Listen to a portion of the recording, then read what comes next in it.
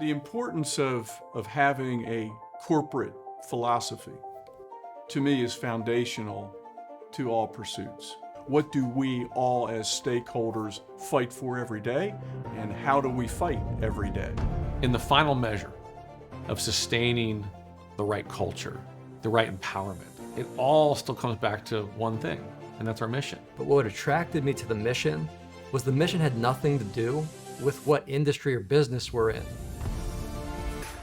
The mission had everything to do with the way we operate in impacting people. These are relationships that are interdependent to one another.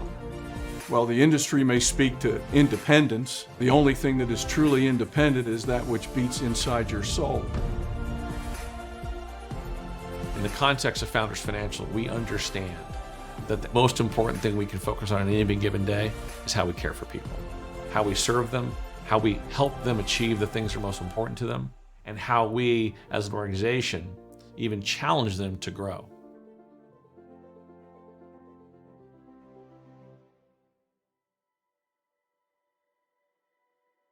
What sets Founders apart from the broader financial services or wealth management industry is that we start with the why. We start with culture, purpose, philosophy. It doesn't start with a business proposition. It doesn't start with an economic proposition. While we operate within this industry, our why is what defines us, not the industry. Everything we do here is to empower an advisor to care for people and do for them which they would do for themselves in the exact same circumstance. We're an organization that understands intimately what advisors want and need because we are them. And so what we've done here at Founders is a bit different. Yes, we had to go build world-class tools, and we've done that. But it just doesn't matter if the alignment of that advisor's heart to the clients they serve isn't in line, and ultimately all they're relying on is these tools to somehow justify their existence. The purpose behind Founders Financial is such that it is a differentiator in the industry. And so the mission of the enterprise is to focus on the individual and to build relationships.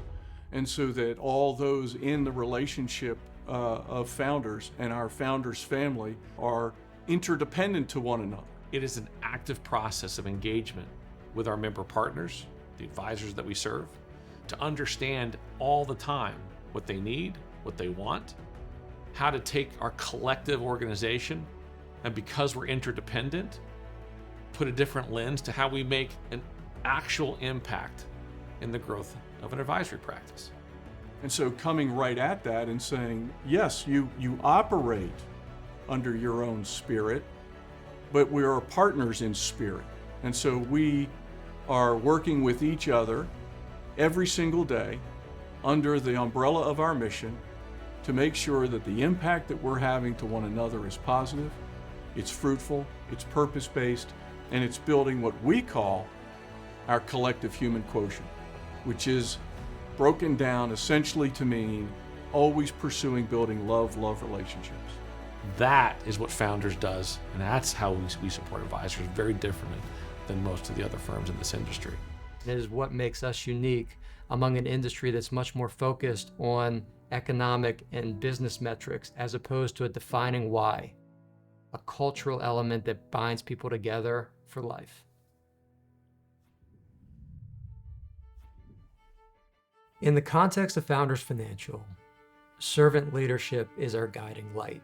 You know, it's about authenticity and dedication. It is that common set of principles that binds us together. It's about an individual truly understanding the makeup of their being and having the courage and having the dedication of self to bring it forth. And so it starts with the discovery of you and then learning more about yourself, and through that journey, inspiring others to do the same. And as they bring it forth, it attracts other relationships. Servant leadership is about the magnet and attracting like-minded relationships, but it doesn't stop there. It pivots even further in growing that relationship so that each party to the relationship is in an active manner of always understanding the needs of the other party.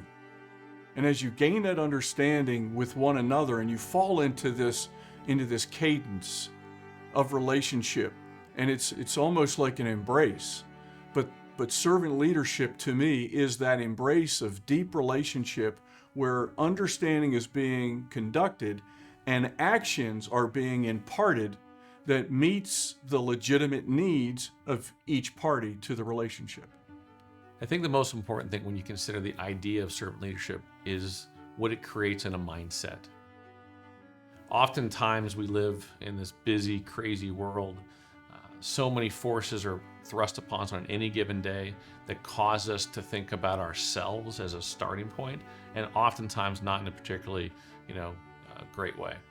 And so the idea to me of servant leadership is all about how you spend time understanding others' needs, understanding what's important to somebody else, and then assessing how you can, in your own legitimate way, serve those very things. And then the beauty of the mindset of servant leadership is what you actually, as the servant leader, receive back. In any number of incredible affirmations, feelings, senses of purpose. But ultimately, what servant leadership means to me in simplest form is this idea of an insatiable desire to care for others.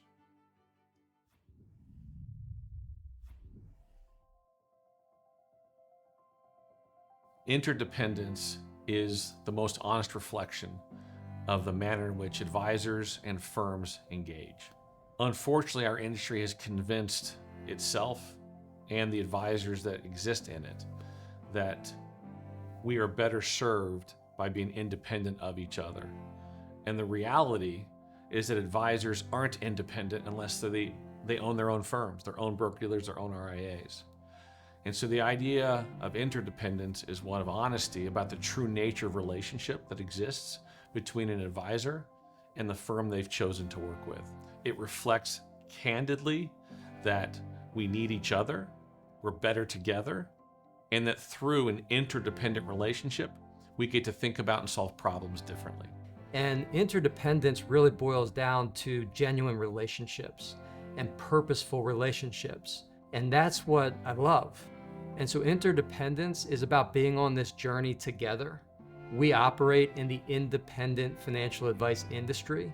And while we embrace independence, and I understand the pursuit of independence and all of the great things that come with independence in terms of choice, flexibility, options, and the ability to do what you believe is right, we embrace all those things. However, interdependence means doing independence with a partner.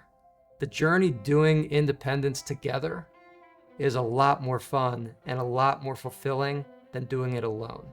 And that's the beauty of Founders and what we've built as a community of interdependent, independent advisors. The importance of having a corporate philosophy, to me, is foundational to all pursuits. Having an ethos by which your personal actions and your personal values that you hold deep within you and that you stand for, all I think are represented by philosophy. What do we all as stakeholders fight for every day, and how do we fight every day? When one considers what is actually most important, and I'm of the belief that one's mission, their core values, and the purpose of what they get out of bed to do every day drives everything else. It guides the why we engage, the why we do what we do. And so in that context, mission to me is actually the single most important thing any advisor, any business owner, any person who seeks to have any influence over others can ground themselves by. Why am I doing this? Why am I pushing so hard to achieve on your behalf? And it helps people understand what to hold me accountable to. You've got mission, you've got core values, then you've got purpose. Purpose is what lets you go to sleep at night knowing that you're doing it for the right reasons. Purpose is what helps us navigate difficult times. Purpose is what gives us something to believe in for the future. And so the marriage of mission, core values and purpose is the actual most important grounding things that can help us achieve as advisors, as business owners, frankly, as humans. No matter what business that you're in, there's always going to be outside influences that seek to knock you off course and that disrupt you from time to time. Those are great opportunities for growth, as long as the guiding purpose remains the same true to them. And the great businesses evolve over the course of time, but stay true to who they are because of defining mission and set of values that are the ethos of the organization. And that's what we've experienced here at Founders, no matter how many member partners we serve or no matter what types of business we're doing over course of time. What happens is that the why that we're here, the connections we share through our mission, we only want to attract those who believe in this mission and want to be in a partnered relationship. Those who don't, we don't invite into the community. And that's an intentional choice because we are protecting our mission above all else. It is the essential element of our enterprise and the way we operate day in and day out. To build and maintain values is a personal choice. It's taking you up as your enterprise. It's activating within you an understanding of what's most important. It is the process of assessing where you are, why you're there, determining is it for good reasons, for bad, and then within that context, challenging yourself to push further and make the most important thing the most important thing. Values can erode and values can strengthen. New values can be learned, old values can be shed. In our way, it is our life. And in Founders Financial, our values, our morals, our qualities, our virtues, the things that we express through the summary that's found as our mission is the manner in which we measure the effectiveness of our pursuit in that mission by every single thing we do every day.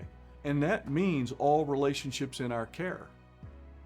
All of our member partners, all of our industry partners, we're looking for the relationship to not just be provided by a manner of enterprise, but by a manner of human-to-human relationship. It starts with its people. You have to make sure that you've got a process to find those people that feel that it's really important, that they show up every single day not to just perform a function or do a job or create or complete a task, but that their value, what they can actually bring, is well beyond that. And so at Founders, we spend a lot of time having open discussion around who we are, why we exist, what's most important to us. And we invest time with our people to help them understand that and empower them to then bring forth from within those personality traits, the things that are important to them, to add to the culture of servant leadership here. So at Founders, everyone is considered a leader. And what I mean by that is we are all on a journey of personal growth and discovery to be servant leaders.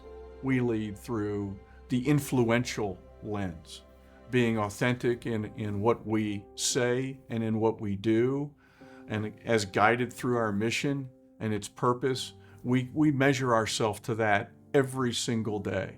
And that's from executive leadership all the way down to every stakeholder on our team. It is a culture of leadership. There are many types of leaders. There are many classifications of leaders.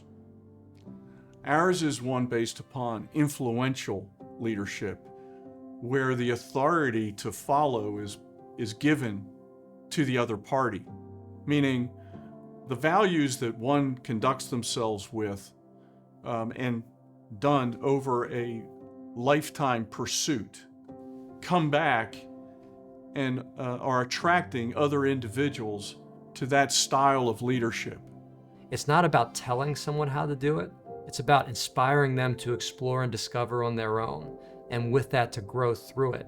And by creating shared experiences around it, the leadership team at Founders is inspiring each person who's a part of our community on their unique and personal leadership journey. What we stand for is building an esprit de corps, and we'll refer to that as building love relationships. And we'll apply ourselves to that pursuit in all of our words, our works, and our deeds.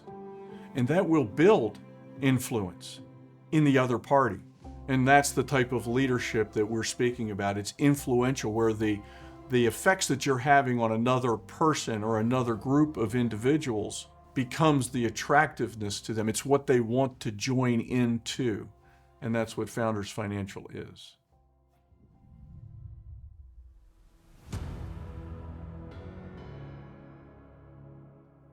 How I break down what's required to build value for our community is to truly understand their needs. And because we're in relationship with those that we serve, our member partners, we take great diligence to understand what are their needs. And of those needs, what's common? What's common amongst all of us? What do we all seek to have in our arsenal, systems, workflows, process, whatever it might be? What's common amongst there, and what can we do to build a platform that is the solution to the common need? And in doing so, freeing up, liberating our member partners from the requirements of running an enterprise to actually growing their ability to influence the relationships in their care. So what makes me incredibly proud about Founders is we, in many ways, have turned what's acceptable upside down. And the magic in it isn't actually the solution. The magic of the tools that are available to us is what you do with them, how you put them together, how you make them interdependent, and then how you create an experience that clients will receive, want, and recommend. Advisors are overrun with choice, with solutions, with products. It's a constant cycle of product development and innovation, and they are just inundated with choice and what's out there. And what actually ends up happening is it becomes paralyzing and crippling because there's so much choice and so much change. They feel lost at what to do and what to prioritize. And Founders has taken a completely different approach to the solutions and resources that we develop for our member partner community. And through that intimate knowledge that we've developed over the course of the past 3 decades, we've been empowered to deliver solutions that work for our member partner community. And it's not about more, it's about quality over quantity. It's about developing the solutions they need and delivering them in the manner that they need them. And it is that built by informed mantra that we live by that has allowed us to build solutions and resources for our member partners that are unlike any other peers in this industry.